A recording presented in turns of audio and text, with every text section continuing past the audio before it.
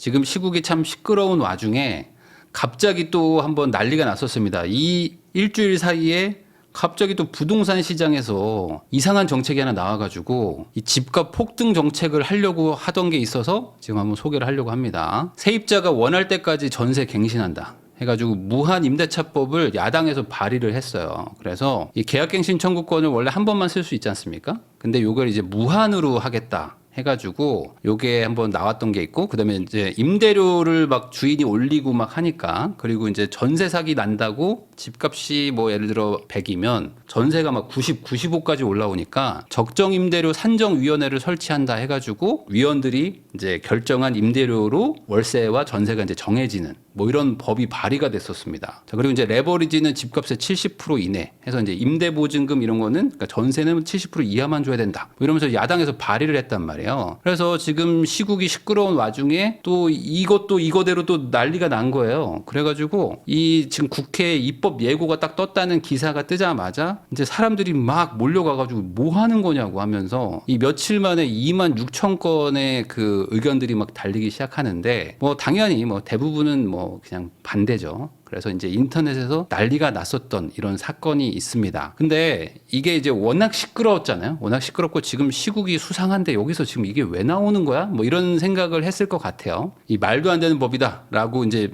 이 여론이 너무 안 좋으니까 이 무제한 임대차 계약갱신법에 이제 서명하기로 했던 의원들이 우리 서명을 좀 못할 것 같은데요 해가지고 거절을 했습니다. 서명을 거절하면서 자동 이제 폐기가 됐습니다. 그러다 보니까 이제 뭐 이거는 안 하나 보다라고 생각하시는 분들도 있을 것 같아요. 왜냐면 이렇게 지금 국민들이 이제 확 들고 일어나 가지고 막았으니까 추진을 안 할 거라는 그런 생각하시는 분들 있잖아요. 이렇게 생각하기가 좀 어렵습니다. 왜 그러냐면 이 전월세 무한 연장법이 지금 처음 나온 게 아니에요.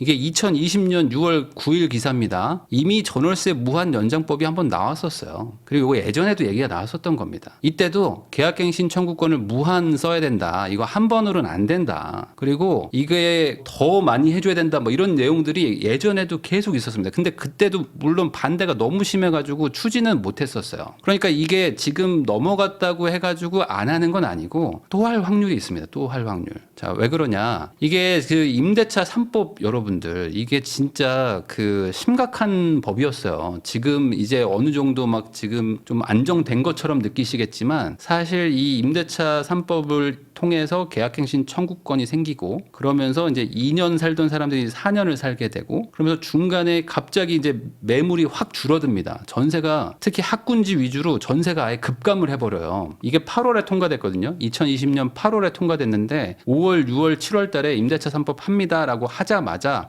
전세가 막 뛰기 시작합니다. 그리고 대치동에 전세 매물이 다 없어져요. 지금 들어가야 된다, 안 그러면 큰일 난다 해가지고 막 없어지고, 노원에 물량 없어지고, 목동에 전세가 막 줄어들기 시작합니다. 이때 전세가 음마아파트가 전세 5억이었는데 순식간에 10억으로 올라갔거든요. 이런 일들이 일어나고, 당연히 임대차 3법이 그것뿐만 아니라 계약갱신 청구권이라는 게 있다 보니까 서로 막 소송을 하기 시작하는 거예요. 임차인, 임대인 막 소송하고, 이건 지금도 이어지고 있습니다. 대법원에서 계속 판결 나오고 있지만, 이런 것들 계속 겪다 보면은 이 국민들 중에서 진짜 이 힘든 분들 많았었거든요. 근데 이게 보면요, 임대차 3법 추진의 역사를 제가 한번 설명을 드려볼게요. 이게 통과되는 것도 한 번 나와서 된 게 아닙니다. 제가 유튜브 한 지가 지금 10년 넘었거든요. 제가 2017년에도 유튜브를 하고 있었어요. 그러니까 벌써 지금 몇 년 전이야. 거의 한 7년 전 아닙니까? 7년 전, 한 8년 가까이 된 거죠. 이때 2017년에 전월세 상한제를 한다고 막 얘기가 나왔었어요. 그러면서 이때도 계약갱신 청구권 얘기가 나옵니다. 그래서 제가 이 영상을 찍으면서 이거 하면 안 되는데, 이거 집값 이거 올라갈 것 같은데, 그 다음에 이거 전세 이거 폭등하는데, 이거 하면 안 되는데, 이때 왜 이 얘기가 나왔냐면은 그 2014년부터 16년 요때까지 집값이 거의 안 오르고 약간 올랐거든요. 근데 그 집값이 안 오르던 그 하우스 푸어의 시절, 서울이 되게 그 힘들었던 시절 때 전세가 막 올라가는 거예요. 그래서 15, 16년에 전세가 막 쭉 올라갑니다. 전세가율이 막 계속 올라가. 사람들이 집을 안 사니까 전세를 살면서 전세가가 막 계속 올라가면서 붙어버리는 거예요. 집값과 전세값이. 그러니까 이 전세값을 잡겠다고 이런 정책이 나왔었던 거예요. 전세가 너무 뛰니까. 근데 요거 하면 더 올라가니까 하지 말자라고 제가 얘기를 했었던 게 있습니다. 자, 근데 그 당시에는 여소야대였어요. 여소야대. 그러다 보니까 이제 당시 지금의 이제 국민의힘이죠. 여기서 이제 반대를 했겠죠. 해가지고 법 개정은 안 됐었습니다. 근데 그 다음에 어떤 일이 일어났냐?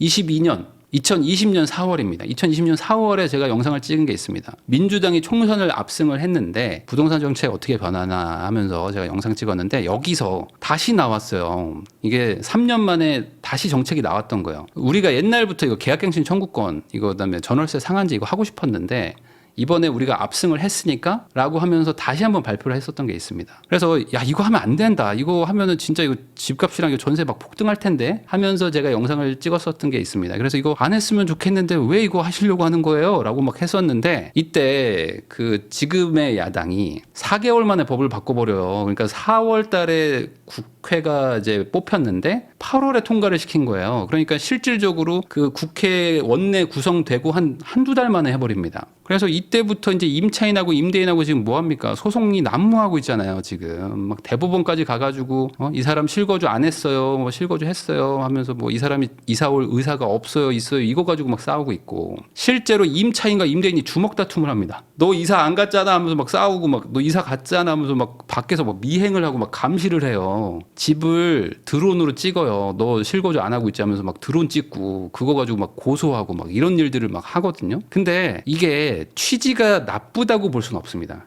취지가. 근데 법이 이상해요. 그 조항이 너무 이상하게 만들었어요. 그래서 법이라는 거는 이제 명확하게 만들고 서로 이렇게 이견이 없어야 되는데 분쟁이 너무 많이 생길 수 있는 조항들을 워낙 급하게 만들다 보니까 그냥 막 갖다 넣은 거야. 이게 어떻게 될지 모르고 우선 막 집어넣었어. 그러니까 이제 다툼이 생기잖아요. 그랬더니 뭐라고 합니까? 이제 그 당시 국토부도 그렇고 막 그 유권 해석을 합니다. 법원 가셔야 되겠는데요? 아까 이런 거야. 막 그러다 보니까 실제로 다 법원으로 막 갔어요. 그래서 지금 소송이 엄청나게 많이 있습니다. 지금도 이어지고 있고. 근데 여기서 끝나지 않았습니다. 사실 2020년 11월에 더 센 게 있었어요. 여러분들 모르실 텐데 기억 안 나실 겁니다. 그때 2+2가 통과된 지 고작 3개월입니다. 3개월. 3개월 차 됐을 때 2+2는 너무 약한 거 아니야? 라는 게 정치권에서 얘기가 나오기 시작하는 거예요. 그러면서 야, 2+2 너무 약하니까 3+3, 그러니까 3+3로 가자. 야, 6년 가자.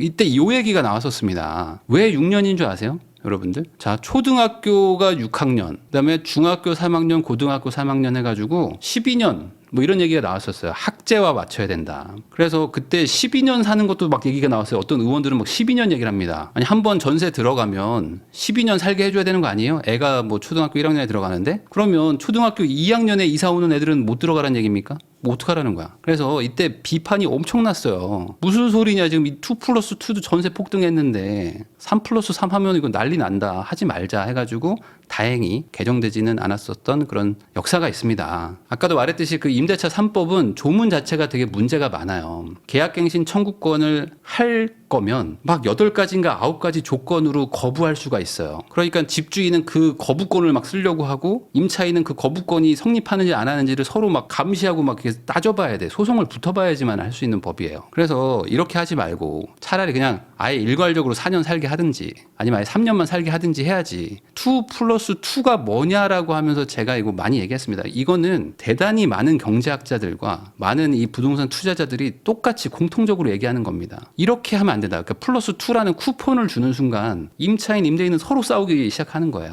그래서 이것 때문에 진짜 소송 많아서 최소한 개정을 해야 된다. 최소한 개정을 하든지 아니면 폐기를 하든지 그리고 뭐 다시 만들든지 해야지 취지가 좋아도 이 형태가 이상했던 거예요. 그래서 요거 가지고 또 임대차 3법을 폐기하네 뭐 개정하네 이런 걸 다투고 있었는데 이제는 뭐 완전히 뭐 나가리가 돼버렸죠. 자, 그러다 보니까 이게 걱정이 되는 거예요. 저는 이거를 이제 국민의 한 사람으로서 진심으로 추진 안 하길 바랍니다. 그래서 이 정책은 여당이든 야당이든 추진 안 하셨으면 좋겠어요. 특히 무제한이든 뭐 3+3이든 뭐 예전에 나왔던 2+2+2든 뭐 이런 거 있잖아요. 선택권을 주는 거는 우리나라 이 임대차 시장에 맞지 않아요. 그냥 3년 하든지 4년 하든지 뭐 이렇게 아예 해야지 안 그러면 계속 싸웁니다.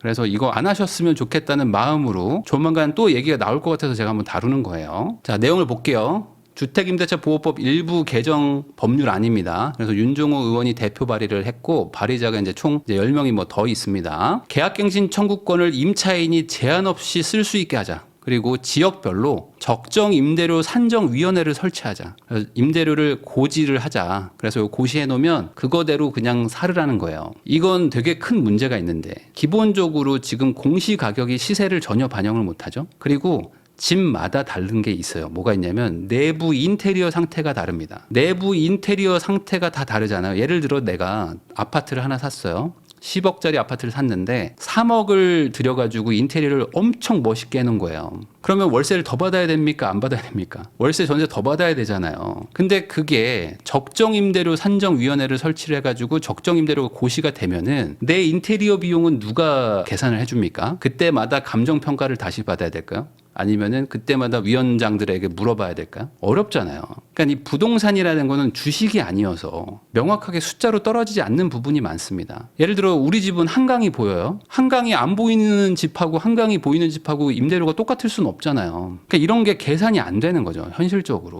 전세보증금의 범위를 주택가격의 일정 비율로 제한을 해야 된다. 이것도 이따 말하겠지만 이게 문제가 많은 것이고 또 큰 문제가 이거예요. 이 전세 사기를 당한 분들이 어떤 일이 있었냐면은 이 전입신고를 하면 우리나라는 이제 그 주택임대차보호법에 나와 있습니다. 전입신고의 효력은 다음 날 0시부터 발휘가 되거든요. 그러니까 이게 어떤 일이 일어나냐면 전입신고를 오늘 내가 했는데도 불구하고 집주인이 악랄한 집주인이 은행 가서 대출을 받거나 아니면 무슨 뭐 사채를 쓰거나 아니면 뭐 무슨 근저당을 누구하고 막 설정을 해버려요. 그러면 근저당은 바로 효력을 발휘하거든요. 그래서 이 대출이 없다고 생각하고 이 집을 얻었는데 바로 대출이 들어온 다음에 내 전입신고가 효력을 일으켜요. 그래서 후순위가 돼버려가지고 돈을 날린단 말이에요. 그래서 이런 일들을 막자고 취지가 좋아요. 취지가 제가 나쁘다는 게 아닙니다. 이거 막아야 된다 해서 즉시 대항력이 발생하도록 하자라는 게 여기 들어갔어요. 근데 이게 나중에 엄청 큰 문제가 생길 거거든요. 제가 설명을 하나씩 해볼게요. 자, 우선 첫 번째. 즉시 대항력 발생하는 거 이게 생각보다 큰 문제가 될 거예요. 만약에 이게 되면은. 왜 그러냐면요. 여러분들 집 대출을 은행이 해주잖아요, 보통. 그러면 은행은 그 집 담보로 이게 뭐 빌려가지고 이렇게 해보신 분들은 아실 텐데 은행이 대출을 언제 해줍니까? 보통 그 잔금 치러야 돼요. 예를 들어 잔금 치를 때 그 은행이 대출을 해주는데 은행 영업 시간이 있잖아요. 그래서 오전 뭐 한 10시부터쯤 해가지고 이제 법무사가 이제 준비를 해요. 그러면은 뭐 점심 시간 또 끼고 막 이러니까 대충 뭐 한두 시쯤 이렇게 이 등기를 치러 간단 말이지. 이 근저당을 설정해야 되니까. 근데 잘 보세요. 전입신고하면 즉시 효력이야. 즉시 효력이죠? 그럼 어떻게 되는 줄 아세요? 자, 거꾸로 은행이 이제 완전히 불안해지는 거예요. 내가 지금 대출을 해주려고 해요. 근데 갑자기 누가 전입신고를 해버리면 어떡해? 봐봐요. 내가 은행이에요. 내 은행인데 이제 그 대출이 나가요. 이제 뭐 3억 대출 나갑니다. 근데 내가 불안한 거예요. 누가 갑자기 전입신고를 할까봐. 근데 이 전입신고라는 건 뭡니까, 여러분들? 사실 전입신고 해보신 분들은 아시겠지만 이 정부24 같은 거 들어가서 막 온라인으로 할 수도 있고 주민센터 가가지고 막 할 수도 있잖아요. 그러니까 갑자기 불시에 전입신고가 들어올 수도 있으니까 거꾸로 이제 은행 법무사 입장에서는 전입신고가 안 돼 있는지를 계속 확인을 해야 돼. 계속 확인하고 있어야 되면 실시간 확인을 막 하고 있어야 되는데 이걸 막을 방법이 있나 이게 참 되게 애매한 부분이 있어요. 그러면 은행이 만약에 이걸 실수로 전입신고가 막 중간에 막 들어와. 근데 내가 그걸 몰랐어요. 그러면 은행은 수억 원 날라갑니다. 그러면 은행이 과연 대출을 해주기가 쉬울까? 저는 이게 제일 먼저 걱정이 되더라고요. 그러니까 주택담보대출이 상당히 좀 리스크가 있어질 수가 있을 것 같다. 그러니까 은행들 입장에서. 그래서 주택담보대출 받기가 상당히 어려울 수가 있습니다, 이게. 그리고 이제 다음 내용 한번 볼게요. 이 나항이랑 다항은 사실 뭐 그렇게 큰 문제는 없어요. 왜냐하면 이거는 임차인을 보호하기 위해서는 어찌 보면 해야 되는 행위거든요. 해야 되는 행위인데 이 부분에 대해서는 뭐 이거는 뭐 약간의 귀찮음과 뭐 이런 뭐 어려움은 있겠지만 이거는 취지도 나쁘지 않고 뭐 내용도 뭐 충분히 이거는 뭐 수긍 가능하기 때문에 넘어가면 됩니다.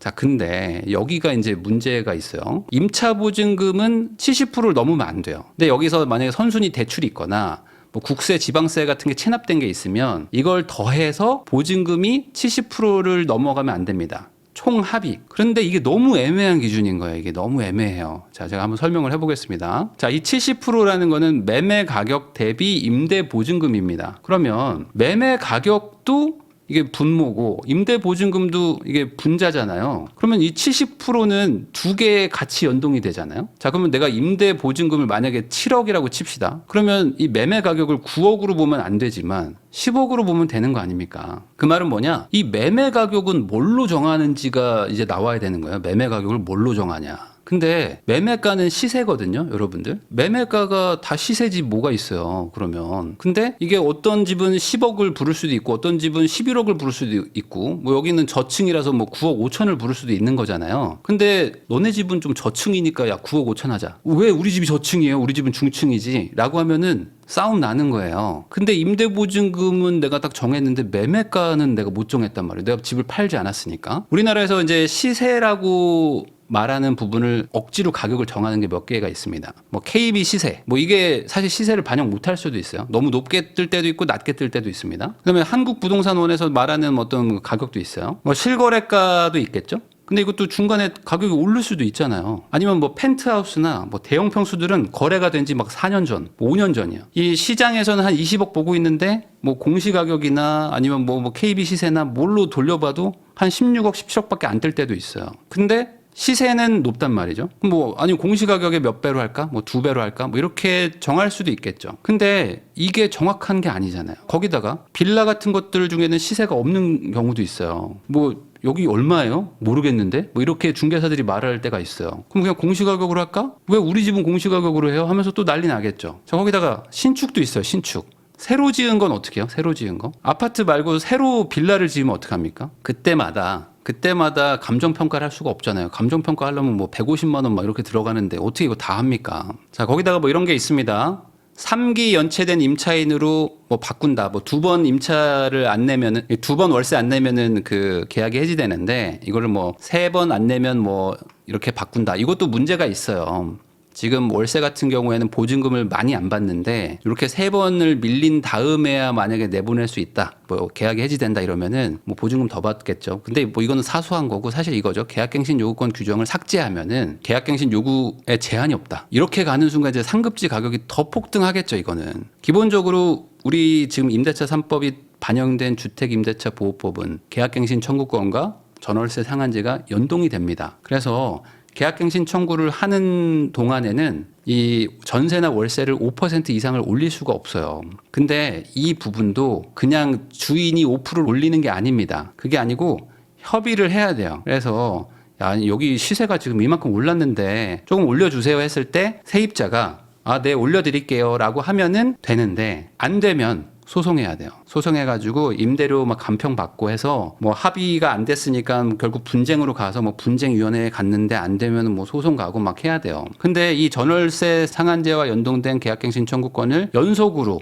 2번, 3번 막 쓸 수 있는 거잖아요. 그렇게 되면 어떻게 됩니까? 나는 여기서 이제 오래 살아야 되는 거잖아요. 그러니까 어떻게든 인상을 안 하게 하겠죠. 임차인 입장에서 너무 당연한 겁니다. 인상을 내가 왜 시켜? 어떻게든 안 하게 해서 버텨야죠. 그러니까 협의라는 건 이제 없는 거예요. 그리고 주인 입장에서는 전월세 상한제가 무한으로 연동이 되니까 어떻게 됩니까? 무조건 올려야 돼. 지금 안 올리면 4년 뒤에 10% 올리는 게 아니에요. 옛날에 안 올렸어? 야, 그러면 야, 어쩔 수 없지 뭐. 야, 그때 왜 안 올렸냐? 라고 하면 할 말이 없어집니다. 자, 그렇게 되니까 어떻게 됩니까? 이제 이게 두 개가 지금 연동이 돼 있는 게 가장 큰 문제예요. 그러면 이제 살기 좋은 동네는요. 전월세 한번 딱 들어간 사람이 안 나가고 계속 버텨요. 이제 계속 버팁니다. 무조건. 이 좋은 집을 싼 가격에 들어갔잖아요. 근데 물가도 오르고 막 가격도 오르는데 우리 집만 그냥 고요해. 우리 집은 계속 뭐 한 4년 전, 6년 전 시세로 계속 버티는 거예요. 어떻게? 소송을 막 감수하면서 계속 버텨 어떻게든. 아니 이게 임차인한테 좋은 게 아닌 게 기존에 들어간 사람은 좋아요. 이미 자리 잡고 있는 사람은. 근데 새로 들어오는 사람은 이제 미치는 거예요. 미치는 거. 왜냐면 집이 없어요. 있는 사람들이 안 나가요. 이게 어디서 일어났냐면 그 계약갱신 청구권 이제 반영됐던 2020년 8월 그때 대치동에서 일어났습니다. 뭐냐? 대치동은요. 대학교를 들어가면 기본적으로 이제 끝난 거잖아요. 그러니까 애들이 대학교 들어갔으니까 우리도 대치동에서 떠납시다 하면서 원래 사람들이 좀 나갔단 말이죠. 그리고 그 자리를 이제 초등학교 고학년이나 중학생 키우는 가정이 들어와서 자연스럽게 교체가 됐어. 세대 교체가 됐었는데 이 계약갱신 청구권이 갑자기 이제 늘어났어요. 2년이 더 생겼잖아요. 그러니까 어떻게 됩니까? 우리 애는 대학을 갔어. 근데 2년을 더 살아도 된대요. 전세가가 올랐는데도 불구하고 원래 가격으로 살아도 된다는 거예요. 이걸 소급 적용했거든요. 그러니까 어떻게 됩니까? 아니 우리 애 대학 갔는데 잠깐만 대치동 살기 좋은데? 라는 생각이 든 거예요. 임차인 분들이. 당연하겠죠? 그러니까 어떻게 합니까? 계약갱신 청구를 그냥 써버려요. 아니 원래라면 이분들이 이사를 갔었습니다. 전세가 높아졌으니까 그래 뭐 우리가 여기 대치동 살 이유가 뭐가 있어. 가면 되지. 우리가 목동 살 이유가 뭐가 있어. 우리가 중계동 왜 살아야 돼. 우리가 평촌에 살 이유가 뭐가 있어 하면서 다 떠났었단 말이지 원래는. 근데 안 떠나고 그냥 버텨요. 그러니까 전세 물량이 원래 나올 게 급감해 버리는 거예요. 그러니까 어떻게 됩니까? 새로운 이제 우리의 이제 학원 보내야 되는 애들이 있는 그 가정이 이제 갑자기 난리가 난 거예요. 어떡하지? 이거 갈 데가 없네? 하면서 음마 아파트 상태 안 좋거든요. 전세 물건들 별로 상태 안 좋은데 거기를 막 들어가기 시작해요. 그래서 전세가 막 폭등을 하고요. 답 안 나온다 이거 사야겠다. 매물은 있는데 전세가 없으니까 어떻게 됩니까?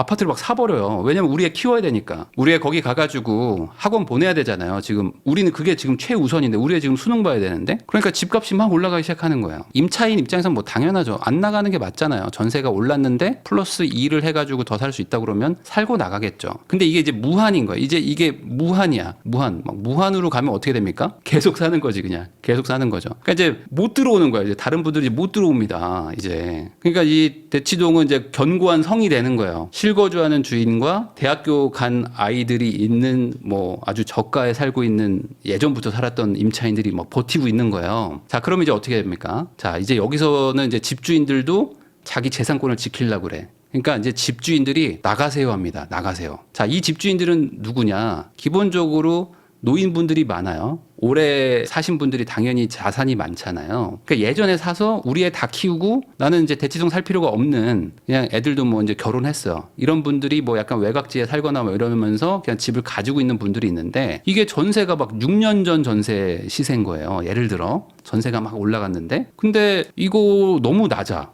그래가지고 시세대로 좀 올려주세요 했더니 임차인이 안 올려준다는 거야. 안 올려준다. 아, 난 못 올려줍니다. 그래요? 그럼 나 실거주할게요. 라고 해서 할머니, 할아버지들이 막 들어와요. 이게 언제 일어났냐? 2020년 8월에 임대차 3법이 통과하자마자 제가 정확하게 기억하고 있습니다. 가평에 전원주택을 짓고 사시던 70대 부부가 있었습니다. 애들 다 키우고 이제 손잡아야지 하면서 가평에 살던 분들이 갑자기 대치동으로 들어왔어요. 그러면서 얘기를 하시는 거예요. 내가 여기 갑자기 대치동 와서 왜 살아야 되는 건지 모르겠다고 하면서. 왜냐면 그 실거주를 해야지만 된다니까. 그래서 그 전원주택을 비워두고 대치동으로 그 노부부가 들어와서 살았어요. 근데 어떻게 됩니까? 사람이 또 적응의 동물이라고 이 살아보니까 또 대치동 살만하죠? 그러니까 계속 사셔. 그래서 이 전세 물건이 없어졌어요. 한계가. 이런 일들이 앞으로 더 많아지겠죠. 그럼 어떻게 됩니까? 전월세 물건이 이제 급감하기 시작하고 어떤 분들은 비워둘 거예요. 야, 이거 임차인 한 번 넣었다가 못 맞추겠다. 내가 팔 수도 있으니까 비워두자. 아니면 이제 매물들이 이제 막 이제 거래가 되기 시작하겠죠. 그러면서 이제 그 시세가 막 폭등할 겁니다. 근데 이 정책의 취지가 어디서 나왔냐면은 이 서유럽, 뭐 독일 뭐 이런데 아니면 뭐 북유럽 뭐 이런 복지 국가들 있잖아요. 그런 데서 보편적인 개념이라고 하면서 지금 정치인들이 가져오는 거예요. 왜 그런 나라들 봐라. 거기 가보니까 임대 물건들 되게 싸고 거기서 이제 사는 분들 너무 만족한다. 근데 거기 거주하는 분들은 너무 만족하죠. 그 밖에는요 월세집 구하려고 수백 명이 줄을 서요. 그리고 그 사람들이 집주인하고 면접을 봐요. 너 직장 어디야? 너 뭐 직장 뭐 괜찮아? 지금 뭐 성과 잘 받고 있어? 너 잘리는 거 아니야? 하면서 면담을 해야 돼. 그리고 임대 물건 아닌 것들은 막 월세가 폭등합니다. 그리고 이제 물량 부족해가지고 임대 물건들이 막 안 지어지니까 사람들이 제발 우리 임대 집 좀 달라고 막 난리가 나요. 이 개념으로 적용한 나라들의 공통점입니다. 대부분 월세가 엄청 비싸거나 아니면 월세 싼 집들은 이 임차인 경쟁이 수백 대 1이다. 자, 주택임대료 산정위원회를 둘 수 있고 1년 주기마다 지역별 적정임대료를 산정해서 고시한다. 그러니까 아마 이거를 예측을 하고 야 이렇게 되면 가격이 폭등하겠구나 라고 해서 가격 폭등을 막겠다는 조항으로 넣은 것 같아요. 근데 이렇게 가는 순간 이제 어떻게 됩니까? 아까 제가 말했죠. 그럼 월세, 전세 어차피 시세가 국가가 정해주니까 의미가 없네요. 이제 전세, 월세 줄 의미가 없죠. 그리고 여기 한번 임차인이 맞춰지면은 무한 거주가 가능하니까 이 사람을 내보내야 되겠다라는 생각으로 갈 겁니다. 당연히 집주인이 이제 실거주하러 들어가는 거죠. 가평에 살던 분들, 뭐 부산에서 서울에 한 채 사는 분들이 갑자기 실거주를 하러 와요. 가족들이. 저 죄송한데 나가주세요 하면서 막 들어온단 말이지. 이 집에 안 살아도 되는 사람들이 실거주하러 들어옵니다. 아니면 집을 비워두겠죠. 그렇게 해서 집을 비운 다음에 이제 맞추면 안 되겠다. 라고 공실로 막 둘 겁니다. 차라리 이자를 내면서 공실로 두는 게 나아요. 왜냐하면 매각이 안 되거든요. 여러분들 지금도 약간 그렇긴 한데 임차인이 있으면 못 팔아요 하는 중개사 분들이 많아요. 왜냐하면 이 임차인이 계약갱신 청구권을 막 쓰고 그러잖아요. 그런 상태라면은 그 시세가 많이 오른 지역들은 임차인들이 집을 안 보여줘요, 지금. 왜냐면 내가 계약갱신 청구권을 써야 되는데 집 보러 온다는 건 뭡니까? 주인들이죠. 그러니까 예비 주인들이 들어오잖아요. 그러면 나보고 나가라고 할 거잖아요. 실거주하러 들어온다 그러면 내가 나가야 된단 말이에요. 계약갱신 청구권을 못 쓴단 말이에요. 그러니까 지금 꽤 많은 임차인 분들이 집을 안 보여줘요. 집 보여줬다가 매수자가 사버리면 나 나가야 된단 말이죠. 지금도 이러거든요. 근데 이게 만약에 무한으로 간다? 그럼 분쟁이 어마어마해지겠죠, 이거는. 무조건 내보낸다 하면서 막 집주인들이 막 들어가려고 할 겁니다. 그러면은 이제 너 실거주하는 거 아니잖아 하면서 소송 가자 하면서 막 대법원까지 막 갈 거예요. 그럼 한 3년 걸립니다. 일정 기준 이하인 경우에는 다른 담보권자보다 우선해서 임차보증금을 전액 변제한다. 그러니까 지금 소액 임차인 최우선 변제라고 해서 한 5,500만 원 이렇게 변제해 주는 게 있어요. 근데 이거보다 더 큰 금액을 해주려고 하는 것 같아요. 뭐 못해도 막 1억 정도는 되겠죠. 그러니까 지금보다 더 많은 돈을 경매를 당하더라도 보장을 해주는 정책을 한 것 같아요. 이 내용이. 취지는 뭐 나쁘지 않은데 이렇게 하게 되면 어떻게 되냐. 이제 은행들 입장에서는 난리가 나는 거예요, 또. 지금도 방빼기라고 해서 5천만 원 뭐 이렇게 막 빼거든요. 왜냐면 경매 넘어가면은 그게 무조건 임차인한테 먼저 배당이 되니까. 근데 이제 이 금액을 더 키운다? 그럼 어떻게 됩니까? 이제 방빼기 금액이 더 커지는 거죠. 어떤 경우에는 아마 이럴 거예요. 아까 그 3자한테 뭐 즉시 전입신고 효력을 또 발휘하게 하는 거에 이제 엮이게 되면은 은행들 입장에서 야, 이거 실거주하는 사람한테만 빌려줘야지. 이거 임차한테 빌려줬다가 이거 골치 아프겠다. 라고 생각할 수도 있습니다. 그래서 실거주 안 하면 대출 안 해준다. 뭐 이렇게 나올 수도 있어요.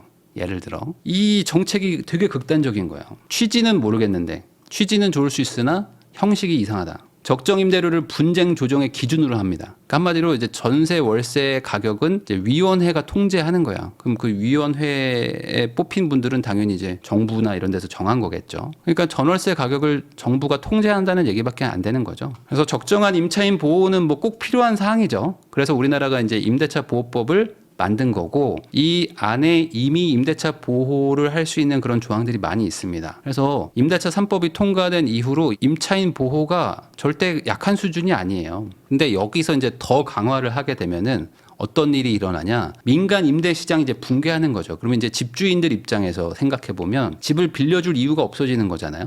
그렇게 되면 이제 어떻게 됩니까? 실거주하러 들어가자.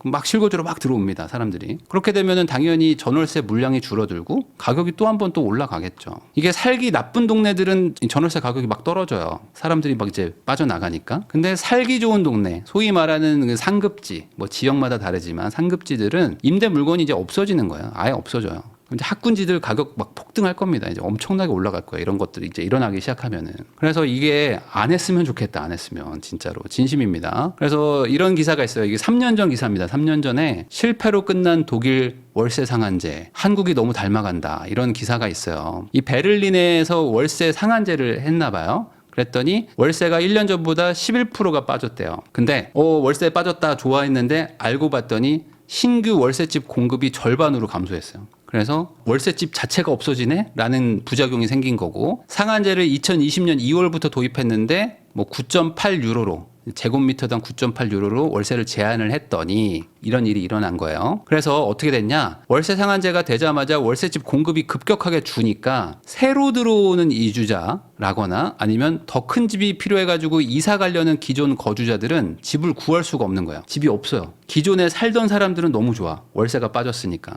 근데 새로 가려고 하거나 이사도 해야 되잖아요. 그때 이제 답이 없는 거야. 그래서 외곽 지역들은 월세가 12%가 상승을 합니다. 그러니까 이게 사실 모두에게 좋은 게 아니라 몇몇에겐 좋을 수 있지만 실제 전체한테는 더 안 좋은 영향을 많이 줍니다. 그래서 신규 이주자의 월세는 기존 거주자보다 크게 올랐다. 그래서 2010년 대비 2019년에 신규 이주자의 월세가 64%가 올랐다. 그래서 기존 주택 시장의 상승률 대비 훨씬 상회를 했다. 그래서 뭐 성공 사례를 가져오면 뭐 우리 국민들한테 이제 좋은 걸 하는 거니까 당연히 도움이 되겠지만 이거는 이제 실패 사례라고 봐야 되겠죠. 그래서 이거를 가져오지 않는 게 좋겠다라는 생각으로 한번 영상을 만들었으니까 이거는 뭐 여야 모두 제발 이 임대 시장은 좀 뭔가 가격을 통제하거나 이런 거에 대한 그 욕구는 있으시겠지만 그게 과연 국민을 위하는 것인지 한번 생각해 보실 필요가 있다라고 좀 정리를 해보겠습니다.